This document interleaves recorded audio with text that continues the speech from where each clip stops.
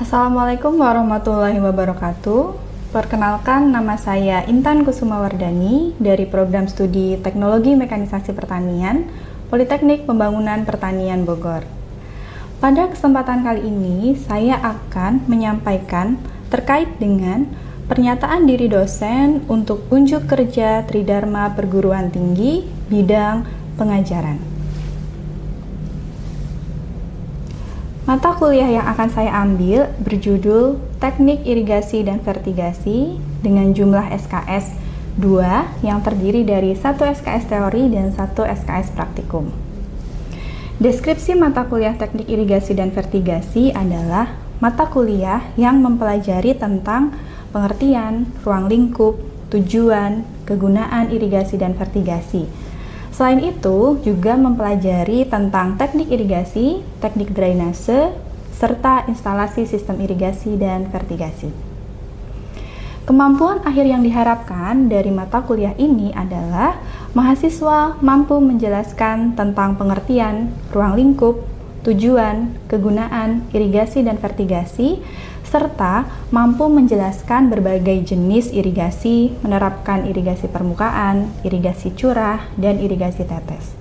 Selain itu, mahasiswa juga diharapkan mampu mengetahui tentang tata guna air di tingkat usaha tani, manajemen sistem irigasi, dan pada akhirnya bisa merancang sistem irigasi pertanian modern dalam bentuk irigasi tetes maupun irigasi curah. Untuk metode pembelajaran yang dilakukan adalah yang pertama expository learning atau menerangkan, kemudian yang kedua self-direct learning atau peningkatan kemampuan berpikir, yang ketiga small group discussion, diskusi kelompok kecil, yang keempat cooperative learning atau kooperatif, dan yang kelima adalah project based learning. Untuk cuplikan kegiatan pembelajaran yang akan dilaksanakan adalah saya akan membahas tentang pokok bahasan terkait dengan irigasi tetes dengan kompetensi akhir yang diharapkan, yaitu mahasiswa bisa menjelaskan pengertian, manfaat, kelebihan, kekurangan, serta komponen dari irigasi tetes.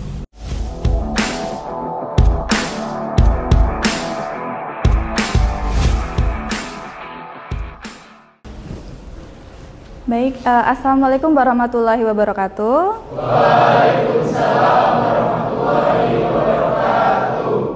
Baik, sebelum kita mulai perkuliahan pada hari ini, alangkah baiknya kita berdoa terlebih dahulu. Kepada komiti dipersilakan untuk memimpin doa. Hentikan kegiatan. Duduk siap, gerak. Mengawali pembelajaran pada siang hari ini, alangkah baiknya kita berdoa terlebih dahulu. Berdoa di dalam hati, mulai.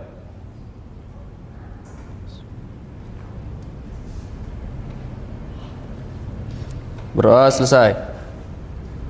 Beri salam. Selamat siang, Ibu. Set. Baik, kita akan lakukan pretest ya. Silahkan bisa di-scan untuk barcode yang ada di depan. Baik, kita mulai. Terima kasih. Jadi, pada sore hari ini kita akan mempelajari tentang irigasi tetes ya. Sebelumnya, apakah kalian sudah tahu irigasi tetes itu apa? Belum ya?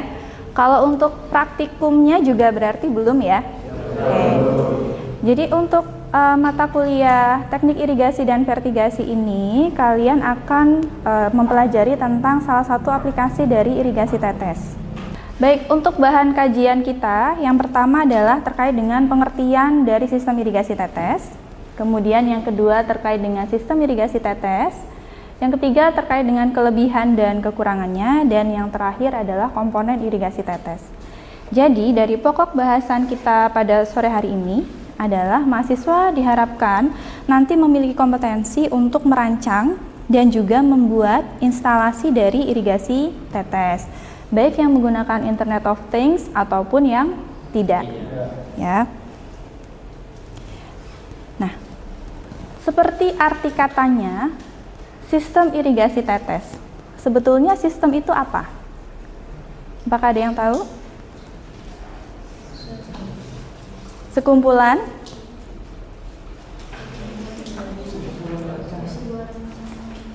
komponen yang memiliki tujuan yang sama. Nah, dalam hal ini sistem irigasi tetes itu berarti terdiri dari beberapa komponen yang bertujuan untuk memberikan air irigasi, dan benang merahnya adalah dalam bentuk tetesan yang langsung diberikan ke perakaran tanaman. Oke. Dan untuk efisiensi dari penggunaan air irigasi dengan sistem tetes ini adalah lebih dari 90% dibandingkan dengan sistem irigasi yang konvensional. Nah, kemudian untuk pemberian air irigasi menggunakan sistem irigasi tetes ini bisa dicampur dengan pemupukan. Ada yang tahu apa yang disebut dengan irigasi campur dengan pemupukan? Istilahnya apa? Vertigasi. Oke. Jadi ketika kita memberikan air irigasi melalui irigasi tetes begitu ya, melalui sistem irigasi tetes itu kita bisa campurkan dengan pupuk atau dikenal dengan vertigasi. Jadi kalau berdasarkan hasil penelitian itu diklaim bahwa efisiensi irigasinya itu bisa sangat tinggi, mencapai lebih dari 90%. Nah, kemudian di sini ada data dari Kementerian PUPR yang menunjukkan bahwa ada perbandingan penggunaan air ya untuk sistem irigasi konvensional dan irigasi mikro, atau dalam hal ini adalah irigasi tetes. Di situ dibandingkan luas area yang terlayani dengan ketersediaan air yang sama. Jadi airnya sama-sama sebanyak 100 meter kubik per hari. Ternyata untuk 5 komoditas tanaman di situ ya, ada cabai, kemudian kangkung, kacang tanah, terong, dan pisang. Dari kelima komoditas itu, ternyata luas layanan yang terlayani oleh irigasi itu didominasi lebih besar dari sistem irigasi mikro, ya. Dan untuk jumlahnya pun beragam ya. Ada yang perbedaannya 0,5, kemudian ada juga yang perbedaannya lebih dari 0,5 ya. Dalam hal ini hektar ya. Oke. Nah, kemudian dari tadi kan kita membicarakan tentang kelebihannya ya. Dia lebih efisien, bisa dicampur dengan pupuk ya. Kemudian kalau dari segi luas area yang terlayani juga lebih besar. Menurut kalian ada tidak kekurangannya? Pasti ada ya. Ketika ada kelebihan maka di situ ada kekurangan. Untuk kekurangan sistem irigasi tetes, yang pertama adalah kita memerlukan investasi awal yang besar. Kenapa? Kenapa sistem irigasi tetes ini lebih besar investasinya? Karena menggunakan teknologi yang lebih modern. Apakah kalian tahu sistem irigasi konvensional itu seperti apa? Secara manual.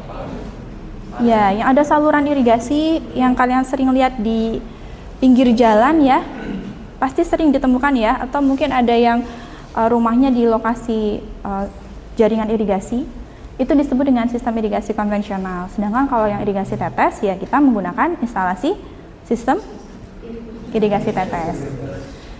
Nah, kalau misalkan irigasi yang konvensional itu kita kan menggunakan jaringan irigasi yang sudah ada ya. Sedangkan kalau untuk irigasi tetes, pasti kita perlu investasi awal untuk pembuatan sistemnya. Kemudian yang kedua, diperlukan pemeliharaan yang lebih intensif. Nah, kira-kira apa permasalahan dari irigasi tetes ini? Tersumbat, betul. Karena dia menggunakan prinsip irigasi bertekanan ya, di mana sumber airnya juga beragam. Ya, ada air yang sumbernya bersih begitu, ada juga yang sumber airnya mungkin tidak terlalu bersih. Ketika filter dari sistem irigasi tetes itu tidak bekerja dengan baik atau tidak dipelihara dengan baik, maka potensi sumbatannya akan lebih besar atau lebih tinggi. Kemudian yang ketiga adalah adanya potensi penumpukan garam pada daerah perakaran. Kira-kira kenapa? Dari sistem kerjanya ya. Ya, karena airnya itu hanya berfokus di satu area saja gitu ya. Jadi ada potensi penumpukan di situ. Nah, berikutnya tentang operasi sistem irigasi tetes. Ya, untuk operasi sistem irigasi tetes ini sebetulnya bertujuan untuk apa? Yang pertama untuk meningkatkan efisiensi pemberian atau penggunaan air. Yang kedua untuk mengatur pembagian air agar lebih adil dan merata. Dan yang terakhir adalah mengalirkan air sesuai dengan ketepatan cara, waktu, dan jumlahnya. Di situ saya berikan highlight atau penebalan atau penekanan ya terhadap kata-kata cara, waktu, dan jumlah.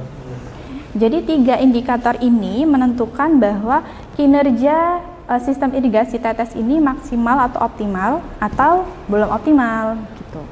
Bagaimana cara kita tahu atau cara kita menilai sebetulnya irigasi tetes ini kinerjanya sudah optimal atau belum? Ya, dari 3 indikator itu ya. Apakah dia bisa beroperasi sesuai dengan penjadwalannya?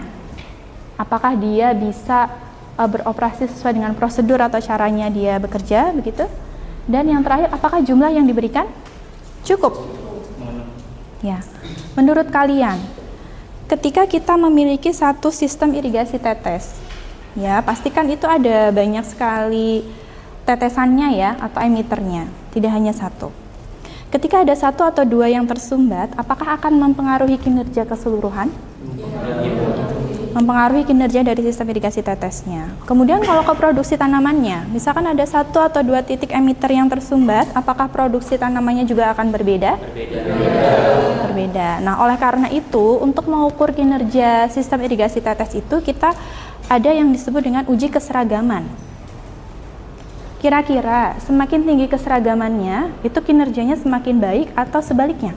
Semakin baik. Oke ya, jadi semakin seragam, maka kinerja irigasi tetes itu semakin baik. Nah, terkait dengan analisis atau uji kinerja emitter uniformity atau coefficient uniformity, itu akan kita bahas di pertemuan berikutnya ya. Nah, kemudian untuk operasi sistem irigasi tetes ini, yang pertama tentu kita perlu perencanaan ya. Betul ya? Apa saja yang harus kita rencanakan? Yang pertama adalah kita harus merencanakan dulu pola tanamnya apa. Apa itu pola tanam?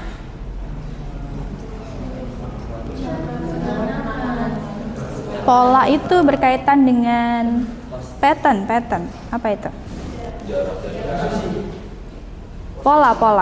Bukan. Pola penanaman itu, pola tata tanam itu misalkan musim tanam 1 tanam cabai, musim tanam 2 masih cabai, nanti musim tanam 3 palawija. Misalkan seperti itu. Paham ya? Jenis tanaman, pola-polanya, pola penanamannya akan apa? Kira-kira nanti kaitannya dengan apa? Kenapa kita perlu mengetahui pola penanamannya? Kalau irigasi berkaitan dengan penghitungan kebutuhan airnya ya. Karena kalau kebutuhan air untuk tanam cabai dan palawija kira-kira sama atau tidak? Nah, jadi ketika kita ingin melakukan operasi sistem irigasi tetes, maka kita perlu tahu pola tanamnya dalam 1 tahun itu apa. Kemudian yang kedua, tadi ya, nyambung dari pola tanam itu, kita perlu menganalisis kebutuhan air irigasinya. Kemudian yang ketiga adalah perencanaan jumlah pemberian air, dan yang terakhir adalah perencanaan kebutuhan bahan, peralatan, dan tenaga kerja. Coba, kalau dari sisi tenaga kerja, sistem irigasi tetes dengan yang konvensional kira-kira lebih efisien yang mana? Kenapa? Yaitu jika menggunakan IoT ya, tapi jika tidak menggunakan IoT, kira-kira misalkan kalian punya 1 GH, di situ ada 700 populasi. Ketika menggunakan irigasi tetes dan irigasi konvensional, misalkan pakai gembor gitu, kira-kira lebih efisien yang mana? Tetap irigasi tetes ya. Tapi apakah teknologi ini bisa diterapkan di semua bidang atau di semua keadaan? Tidak.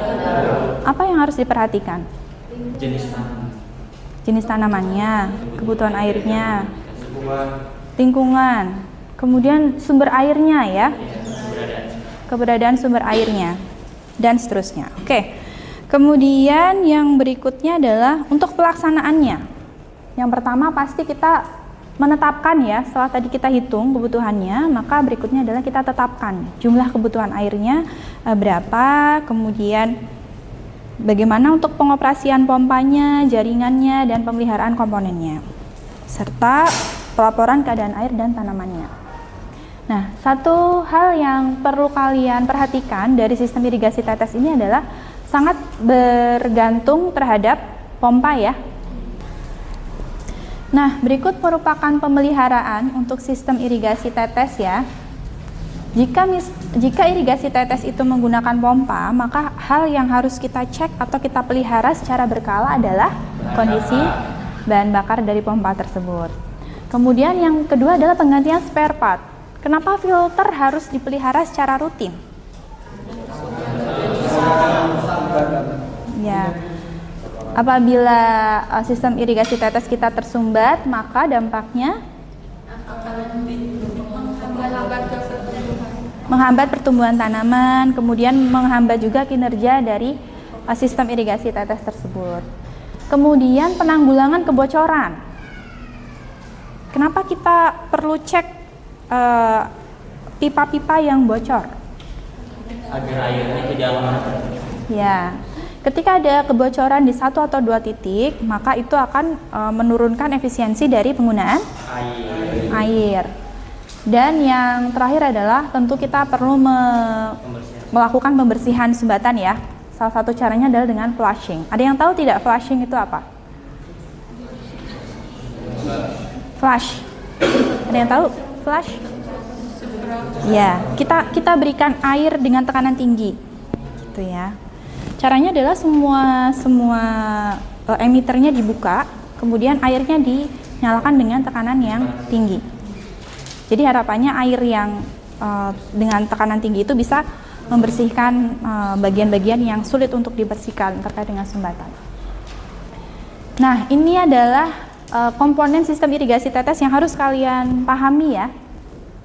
Mengingat tadi disampaikan di awal bahwa untuk kompetensi akhir dari pokok bahasan irigasi tetes adalah mahasiswa bisa melakukan merancang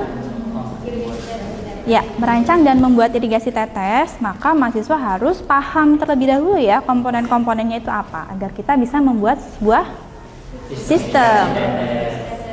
Nah, yang perlu kalian pahami dalam irigasi tetes itu sangat dipengaruhi dengan jenis emitter. Ada yang tahu emitter itu apa?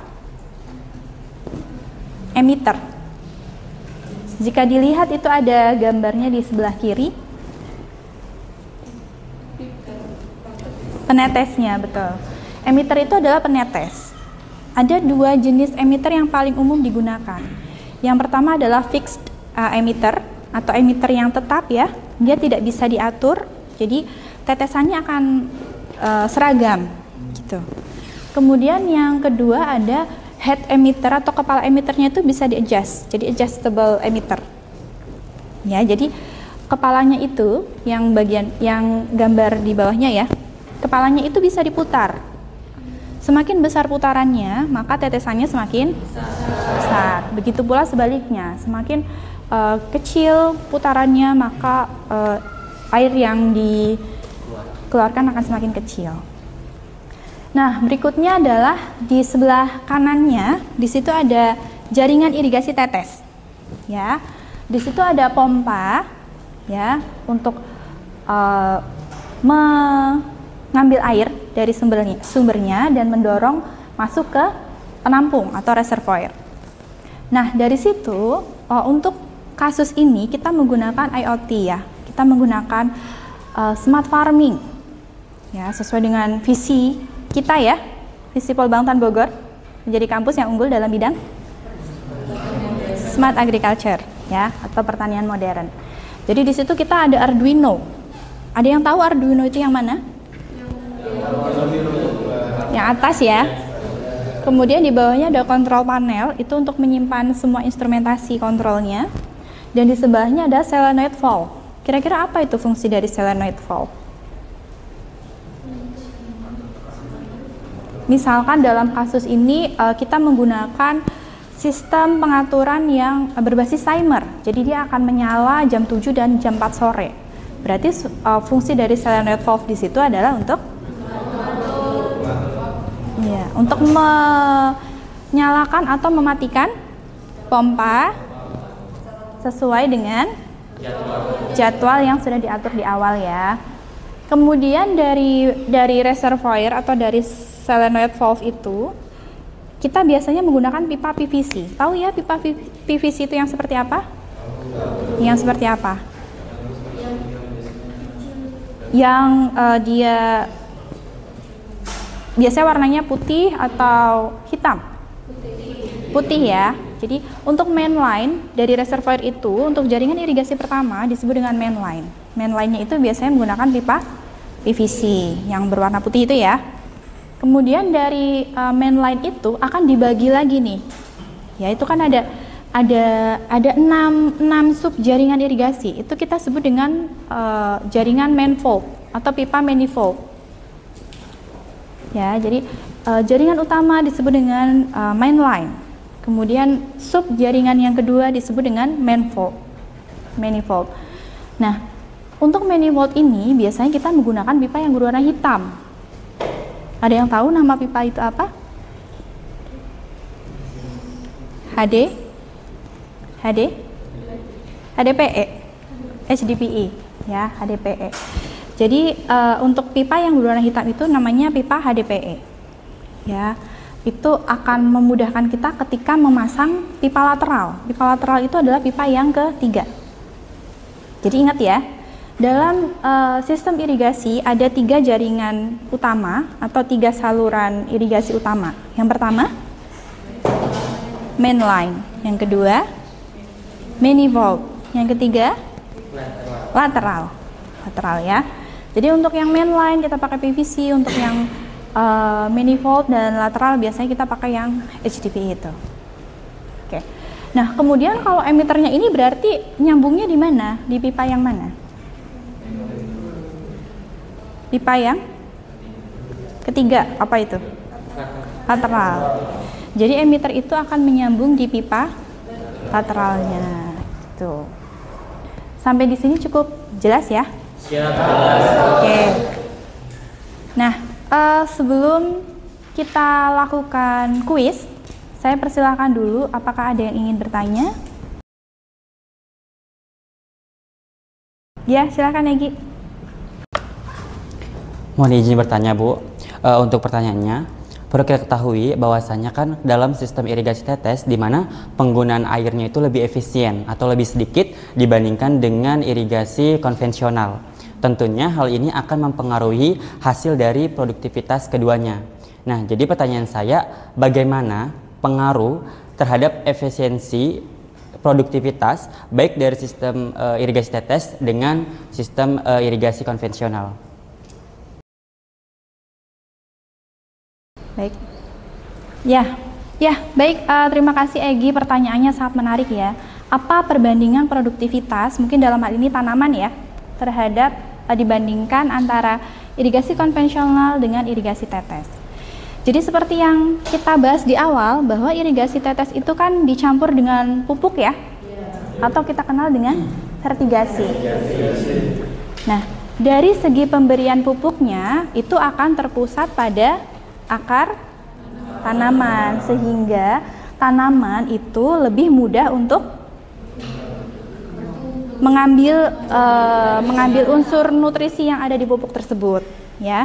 Jadi kalau dari segi produktivitasnya tentu berdasarkan hasil penelitian disebutkan bahwa produktivitas tanaman yang menggunakan sistem irigasi tetes dibandingkan dengan sistem irigasi konvensional pada satu komoditas yang sama itu adalah lebih tinggi yang menggunakan irigasi tetes. Salah satu alasannya karena pemupukannya lebih terpusat atau terfokus. Kemudian dari segi ketersediaan air, ketika kita menggunakan irigasi tetes, maka akarnya itu akan mendapatkan air secara cukup dan terus-menerus ya, atau lebih intensif gitu, dibandingkan dengan saat penyiraman yang menggunakan irigasi secara konvensional. Jadi dari segi kebutuhan air dan kebutuhan nutrisinya lebih optimal jika kita menggunakan irigasi tetes. Baik, terima kasih atas pertanyaannya Igi. Nah, silakan Pak Dia. Mohon izin bertanya Ibu.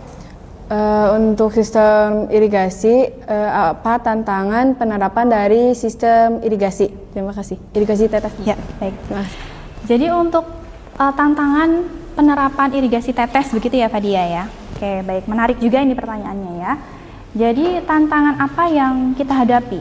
Misalkan nanti ketika kalian terjun di lapangan sebagai lulusan dari D3 Teknologi Mekanisasi Pertanian, pasti kan akan sering ya ditanya oleh petani, apa sih inovasinya gitu. Mungkin kalian bisa menerapkan salah satunya adalah sistem irigasi tetes. Tapi untuk penerapan itu pasti kita akan menghadapi tantangan ya.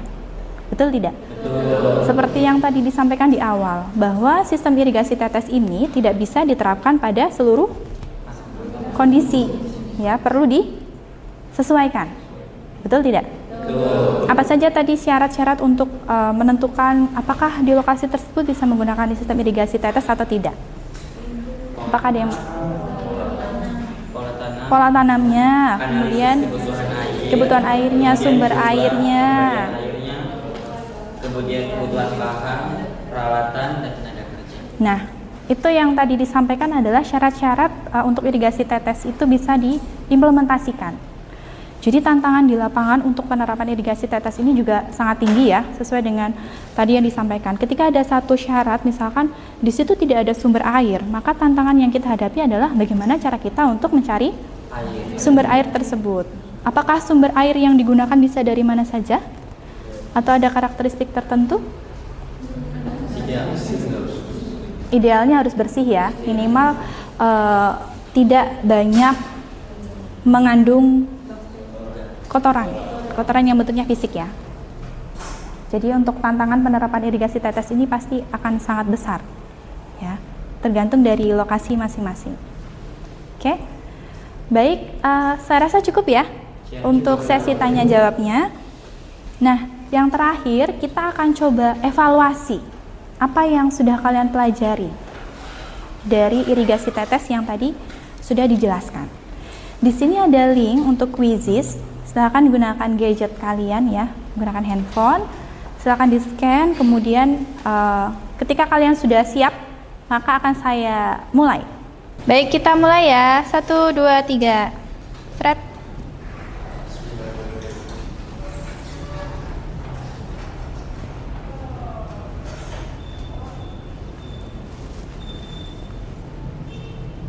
Oke.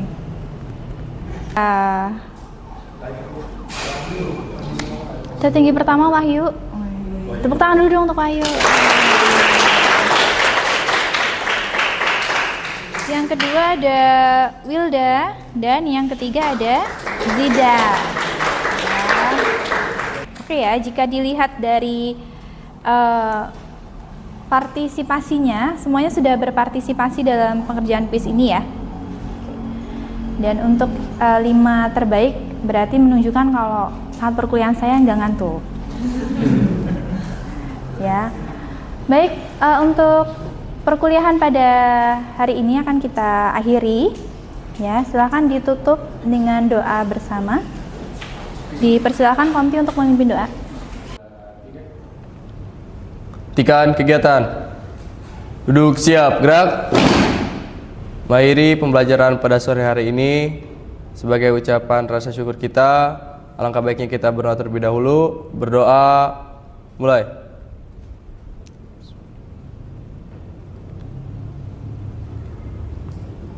Berdoa dicukupkan.